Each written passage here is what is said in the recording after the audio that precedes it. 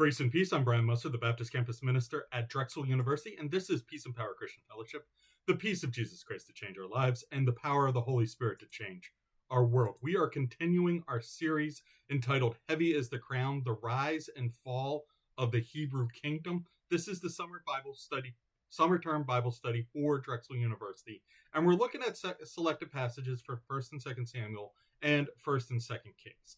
This is week 4 of the series. We're going to be looking at King Ahab, the great and terrible king of Israel, the northern kingdom of Israel. And if you're associated with Drexel in any way, this will be a live conversation in the JEMIC on July 20th, 2025. So come on out if you're interested in that. And there'll be more details at the end of the video for how you can participate in person. So as we're starting this lesson 4, this is the first video in lesson 4, and we're going to look at some things from Jeroboam's legacy as Jeroboam sets stuff up for King Ahab and puts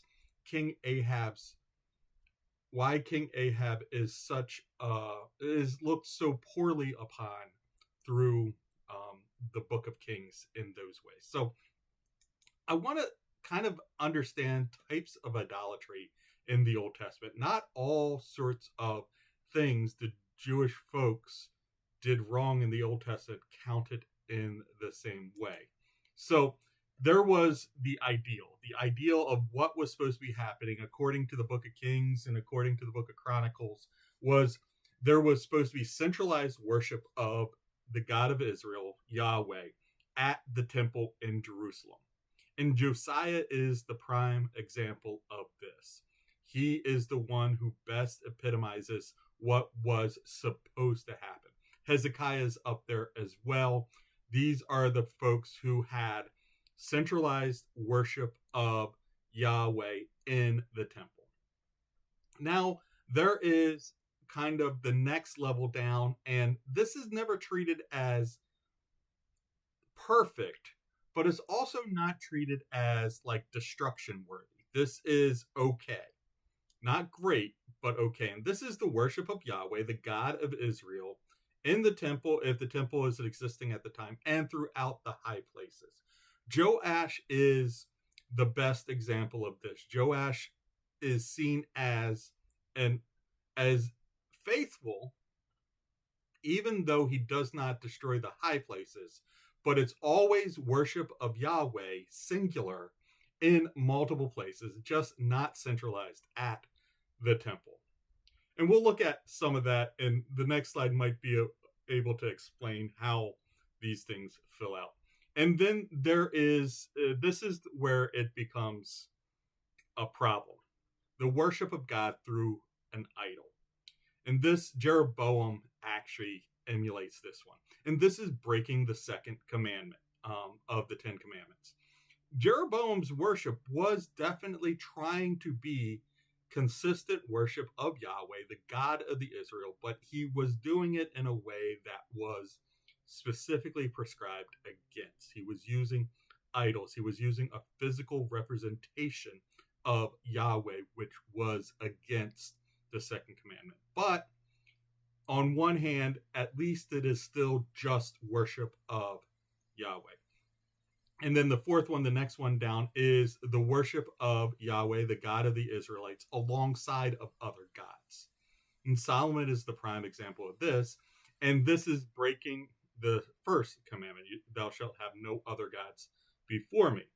And that is where Solomon was. And so Solomon technically gets, on some levels, rated worse than Jeroboam. Not necessarily, but at least on some levels. And then you have what Ahab does, and Ahab takes it to another level. And what we'll be looking at this week is how much further Ahab pushes it. And this is the worship of other gods instead of Yahweh, the God of the Israelites. And that's what Ahab brings to us. So you have worship of God in the temple, worship of God in the temple and high places, worship of God through idols, worship of God alongside of other gods, and then worship of other gods and not of God. So those are kind of the levels we see in the Old Testament, and each one is treated it could treat it worse than the one before it. So now, as we're thinking about this, I think we can have some parallels to how we believe about things, and this has always been a good way for me to wrap my head around stuff. There are absolutes within our beliefs and how we go about engaging God.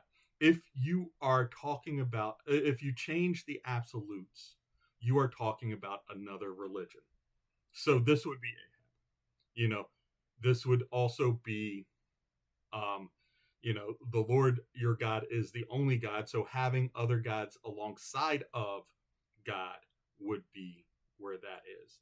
And then also Jeroboam, you should not have an image. So Solomon, Jeroboam, and Ahab all violate this absolute. But then there are convictions. Convictions are there is a right and a wrong. It is important to be right. You want to be right on these convictions. But even if you are wrong, you are still in the religion. I think Joash kind of falls into this. Joash, whether or not you should have worshipped at high places or whether or not just centralized in the temple, was a right or a wrong. And Joash was wrong on that. But that was a conviction that Joash was wrong on, not an absolute. Joash was wrong. We can say Joash was wrong, but being wrong in that area did not kick him out of the Jewish worship of Yahweh. And then there are preferences. There's not a right or wrong, but there might be a better or worse. This could be a whole lot of things going on with that, but there might be, it's good to worship God in this way at this time because of these circumstances. But that's just better for what we're doing. Even if you're not worshiping God that way, you're not wrong.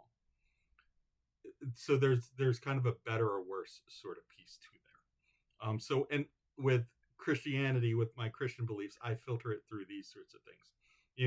Jesus rose from the dead, and the life, death, and resurrection of Jesus Christ for the forgiveness of sins. That's an absolute. Convictions.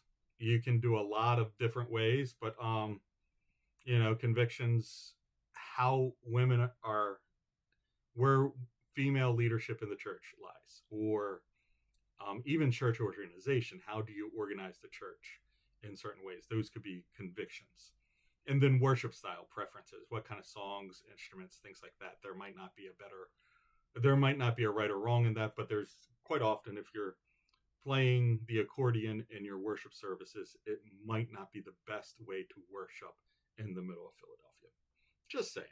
So those are kind of where I filter through the ideas of these. And as we're looking at kings and idolatry in kings, those might be good filters for, yes, some of these kings did something wrong, and it always says it's doing something wrong, but why is this one, yelled at more than that? And what is the difference between Jeroboam and Ahab? And we'll see stuff like that. So looking at the passage, looking at the text, 1 Kings 12:28 through 30, after seeking advice, the king made 2 calves, and he said to the people, "It is too much for you to go up to Jerusalem. Here are your gods, Israel, who brought you up out of Egypt. One he set up in Bethel, and the other in Dan, and this became a sin. The people came to worship the one in Bethel, and went as far as Dan to worship the other." So looking at that, he sets up 2 idols, but these are idols for the god or gods who took them out of Egypt with a mighty hand. So there's still historical connection with what Yahweh actually did, but idolatry because it's making a physical image of that God who did these things. So those sorts of things. And we see this idolatry that Jeroboam creates is passed down from generation to generation. He Nadab did evil in the eyes of the Lord, following the ways of his father, who was Jeroboam, and committing the same sin as his father caused Israel to commit. And then he, Baasha, did evil in the eyes of the Lord, following the ways of Jeroboam and committing the same sin Jeroboam had caused Israel to commit. It's interesting. Baasha destroyed the family of Jeroboam, wiped out the family of Jeroboam from existence, and yet still continued to participate in the idolatry that Jeroboam starts. That I find as a fascinating thing. He gets rid of the family, takes over the monarchy in a violent coup, but keeps the idolatry intact. That's how deeply rooted it is. And as we're looking through kings and the kings of Israel, from Jeroboam to Hoshea, 16 of 19 kings of Israel are explicitly said to have practiced the idolatry that Jeroboam established. And you can see all these different places where it is. Even a guy named Zimri, who is king for 7 days, practices this idolatry.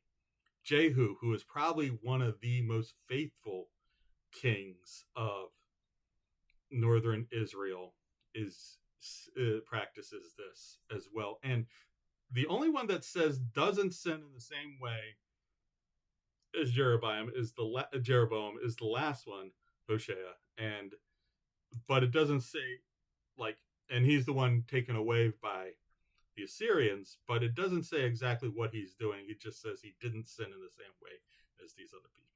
There are 2 random kings kind of toward the end that there is no evaluation given of them. So it doesn't say they sinned in the same way Jeroboam sinned, but it doesn't say they didn't. There's just no evaluation. So 16 of them explicitly say they sinned in the same way Jeroboam did. 2 of them, it says nothing and those 2 get basically a paragraph. And then the last one, who gets conquered by Assyria and taken away, says he doesn't. Don't know exactly where to put that, but that's where we were. That's what we were thinking. That's the data of sorts of things. So, does God care where we worship? Why or why not? So, was it a problem that they weren't worshiping in Jerusalem, Dan, and Bethel? Why is it established that we should only worship in the temple? But in these high places or other places, it might not be that. Does God care where we worship? I would love to hear some of your comments about that. Does God care how we worship?